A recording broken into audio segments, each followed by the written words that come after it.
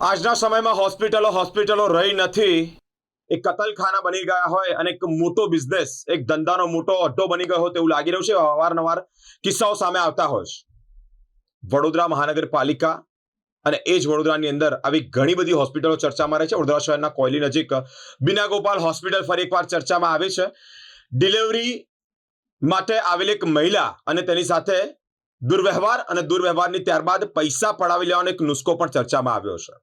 Delivery વેળાએ જ્યારે આવ્યા ત્યારે લોહીની કમી તેવું ડોક્ટરો એટલે તબીબો દ્વારા જાણવા મળ્યું, પરંતુ ત્યારબાદ દિવસના દિવસે આ જે મહિલા ડિલિવરી માટે આવી હતી તેની તબિયત લથડતાની સાથે જ પરિવારજનો જ્યારે કહી રહ્યા છે કે 2-3 દિવસનો તાવ છે, મટી જશે, પરંતુ એ તાવ સતત 15 દિવસ સુધી ચાલ્યો. પરિવારજનો આક્ષેપ કરી રહ્યા છે કે પૈસા કમાવાની લાલચ છે, એક વધુ પડતું પૈસા કમાવાની ગેલછાના લીધે આ મહિલાની તબિયત બગડી.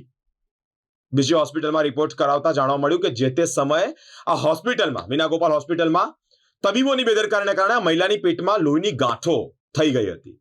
કહેવાનો બીજો તાત્પર્ય છે કે બીના ગોપાલ હોસ્પિટલના તબીબોની ગંભીર બેદરકારી સામે આવી છે. અને એટલું જ નહીં, પરિવારજનો જ્યારે આક્ષેપ કરવા જઈ રહ્યા હોય તે વેળાએ ડોક્ટરો ધાક ધમકી પણ પરિવારજનોને આપતા અને કહી રહ્યા હતા કે અમે માનહાનિનો કેસ દાખલ કરીશું. પરિવારજનો જ્યારે ડોક્ટરોને મળવા જાય છે આ અંતર્ગત, ત્યારે ડોક્ટર દ્વારા ધમકી આપવામાં આવી હોય તેવા પણ આક્ષેપ આ હોસ્પિટલ પર કરવામાં આવ્યા છે.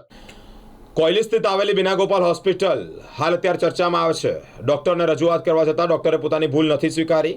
ઉલટામાં પરિવારજનો ધાકધમકી આપી રહ્યા છે. પોલીસને જાણ કરવામાં આવી, પોલીસ ઘટના સ્થળે આવી પહોંચી છે. બીના ગોપાલ હોસ્પિટલની ગંભીર બેદરકારીમાં ભૂતકાળના પણ ઘણા એવા કિસ્સાઓ કે જ્યાં ગંભીર બેદરકારીને લીધે મહિલાઓનો જીવ ગયો છે. ડોક્ટરને સ્થાનિકોએ મેથી પાક પણ ચખાડ્યો હતો. વારંવાર ગંભીર બેદરકારીને લીધે આક્ષેપો લાગ્યા હોવા છતાં ડોક્ટર પર કોઈ કાયદેસરની કાર્યવાહી કરવામાં નથી આવતી. મેડિકલ વિભાગના ઉચ્ચ અધિકારીઓ આ અંતર્ગત ધ્યાન આપે, ચોક્કસ પ્રકારના તપાસ થાય અને ગેરકાયદેસર પ્રવૃત્તિઓ થતી હોય તે બંધ કરવામાં આવે અને કડકમાં કડક સજા થાય તેવી માંગ કરવામાં આવી છે. મારા વાઈફ રાત્રે 5 તારીખે રાત્રે મારા વાઈફને હું અહીંયા હોસ્પિટલમાં લઈને આવ્યો હતો. નોર્મલ બ્લીડિંગ ચાલતું હતું. તો જ્યારે બ્લીડિંગ ચાલુ થયું, હું હોસ્પિટલમાં લઈને આવ્યો. એણે ટ્રીટમેન્ટ વગેરે ચાલુ કરી નર્સે. પછી સવારમાં જ્યારે ડૉક્ટર આવ્યા, એમણે ટ્રીટમેન્ટ જોવા માટે ગર્ભાશયની અંદર એન્ગ્લોસ પહેરીને જ્યારે હાથ નાખીને જેવા દરવાજાની અંદર ઘૂસ્યા છે, એક જ મિનિટની અંદર બ્લડ પાણીના નળના ફોર્સ કેવો આવે એવી રીતે બ્લડિંગ ચાલુ થયું. પછી મને કે તમારે હવે સીઝર કરવું પડશે, બાકી માતા કે બાળક બચે નહીં. તો મેં કહ્યું વાંધો નહીં, કરી દઈએ. તો સીઝર માટે મને પેપર પર સહી કરાવડાવી, આમ કરાવડાવી, ફટાફટ કરો, ઉતાવળમાં કરો, જલ્દી, બાકી કે તમારા પેશન્ટનું આમ થઈ જશે ને તેમ થઈ જશે ને એવી રીતે સાઇન કરાવડાવી. પછી અંદર મને એને ઓપરેશનમાં લઈ ગયા. પછી ઓપરેશન થયું, એના થોડાક દિવસ પછી મને રજા આપી.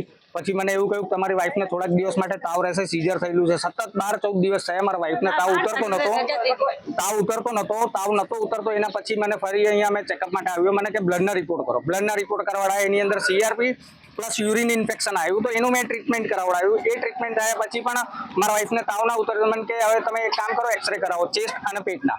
તમે એક્સરે કરાવડાવ્યા. એક્સરે થયા પછી પણ સારું ના થયું તો મને કે સોનોગ્રાફી કરો. મેં કહ્યું ઓકે, સોનોગ્રાફી પણ મેં કરાવડાવ્યું. એની અંદર પણ કશું ના પકડાવ્યું. છેલ્લે મને સિટી સ્કેન માટે લખીને આપ્યું. તો સિટી સ્કેન એમનું જે કન્સલ્ટ કરેલું હતું એનો મને કે થઈ જાઓ. મેં કીધું ના સર, મારા એક રેફરન્સમાં છે, તો મારા થોડા ઓછા પૈસામાં કામ થઈ જશે, હું થઈ જાઉં.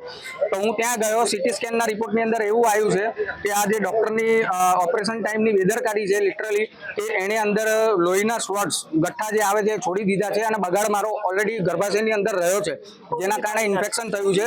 હવે કાલ ઉઠીને મારી વાઈફને પોઈઝન ફેલાશે કે કશું પણ થશે તો ફક્ત ને ફક્ત બીના ગોપાલ હોસ્પિટલ ધવલ ફરી તેનો જિમ્મેદાર રહેશે અને અમને ન્યાય જોઈએ. અને અત્યારે મને હાલ જાપાનની અંદર બંધ કરી દેવામાં આવ્યા હતા. જાપાનની અંદર બંધ કરીને એમને જવા નહીં દેવાના. હવે સેટલમેન્ટ માટે કે એના માટે એવું મારી જોડે કરી રહ્યા હતા. પછી હું બહાર આવ્યો અને પછી હમણાં અમને બહાર કાઢ્યા છે એવી રીતે. અને કે તમારાથી જે થાય એ કરી લો, ન્યૂઝ વાળાને બોલાવો, ગમે તેને બોલાવો. કારણ કે ન્યૂઝ વાળાને તમે બોલાવશો તો કે હું તમારા પર માનહાનિનો દાવો કરીશ, કેસ કરીશ, મને એવી રીતે એને ધમકી આપી છે. હા, શું છે બનાવ? બનાવ એવું છે, મેં મારી બેનને અમે 8 મહિનાથી અહીં દવા ખવડાવીએ છીએ. અત્યારે અમે લઈને આવ્યા તો એમરજન્સીમાં કે સીઝર કરવું પડશે એમ કરીને અમે કીધું હારો સીઝર કરો. તો ડોક્ટરે એવું કીધું કે સીઝર કરવા માટે પૈસા જોશે.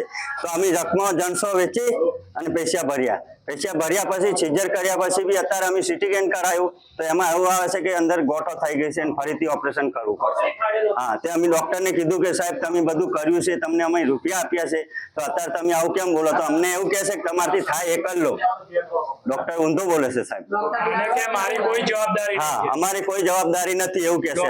અત્યારે લગીને એને પૈસા લીધા અમારા જોડેથી. જેમ કીધું મને કીધું 3 બોટલ લોહી જોશે, આપ્યું. મારી બેન કમ્પ્લેટ હતી, અંદર લઈને ગયા પછી હાથ માર્યો, હું ખબર નહીં. પછી અમારા બહાર આવીને એવું કે ગાદી ફાટી ગઈ છે. હા, ગાદી ફાટી ગઈ છે. હવે છોકરી બચે ના બચે અમારી કોઈ જવાબદારી નથી. અમને એવું કીધું, અમને ગભરાઈ દીધા, અમે ગભરાઈ ગયા. પછી અમે કીધું સાહેબ શું કરવાનું? તો કે સીઝર કરી દો. મેં કીધું સાહેબ તમે સીઝર કરો, અમારી બેનને બચાવો. તો કે પૈસા ભરો. તો અમે મારી બેન ની જણસો બધી વેચી, ફોનીને તે મારા જોડે બિલ છે, વેચીને અમે બધા રૂપિયા ભર્યા છે. અત્યારે એ ઊંધો બોલે છે. કોરા પેપર પર સહી કરાય એવી કઈ વાત? હા, સાહેબે કરાય અમને. અને એવું કહે છે કે સાહેબ કે અમારી જોડે ટાઈમ નહીં, એવું બોલ્યા છે.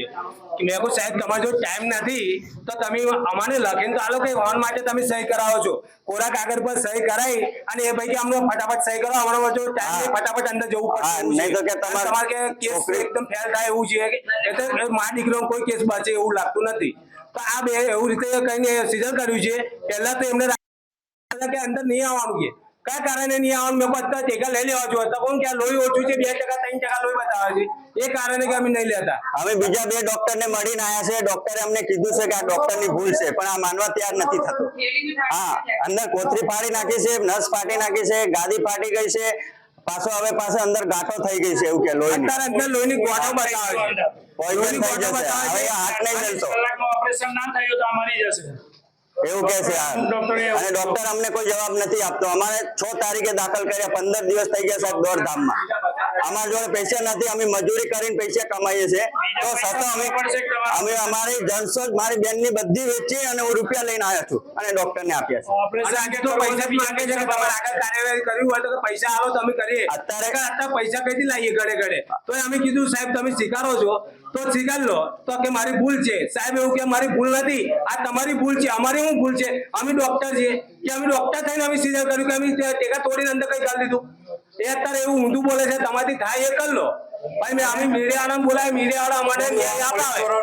અમારે ન્યાય જોઈએ સાહેબ. પોલીસ વાળા ને મીડિયા વાળા અમારે ન્યાય આપે અને અમારે જે આ બેનનો ખર્ચો થયો છે, જણસો વેચીને અમે પૈસા લાયા છે, એ અમારે પૈસા પૂરા મારી બેનને અત્યારે મારી